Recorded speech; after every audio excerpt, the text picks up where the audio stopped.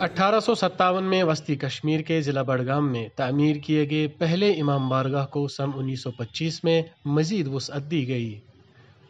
امام بارگاہ بڑگام وسعت و حجم کے لحاظ سے وادی کے دیگر امام بارگاہوں کی نسبت کافی بڑا ہے۔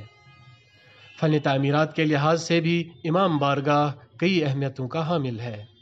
تو تعمیری لحاظ سے اس میں یہ چیز خاص ہے کہ جب بھی خطیب خطبہ دیتا ہے تو اس خطیب کی نگاہ جو ہوتی ہے، نظر جو ہوتی ہے، وہ تمام نمازوں کے اوپر رہتی ہے۔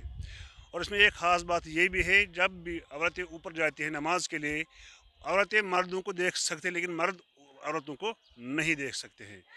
اور اس کے جو خاص بات اس میں ہے کہ ہر عمارت کے جو دروازے ہوتے ہیں، جو گیٹ ہوتے ہیں، وہ بیچ میں ہوتے ہیں، لیکن اس امام بارگاہ بڑگام کے جو دروازے ہیں وہ کونے پر ہے، 4 کونے پر 4 دروازے ہیں۔ یہ اس کی خاص بات ہے۔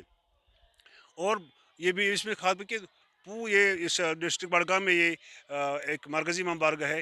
دور دور سے لوگ یہاں آتے ہیں اور یہاں سے پیغام اسلام سنتے ہیں۔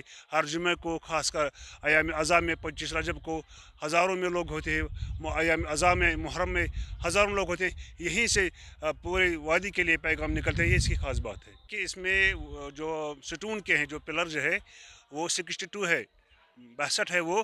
اس میں 8 پلر جو ہے وہ وداؤٹ جوڑ کے، اس میں کوئی جوڑ ووڑ وغیرہ نہیں ہے۔ امام بارگاہ کو نہ صرف مجالس عزا بلکہ دیگر سماجی کاموں کے لیے بھی استعمال میں لایا جاتا ہے۔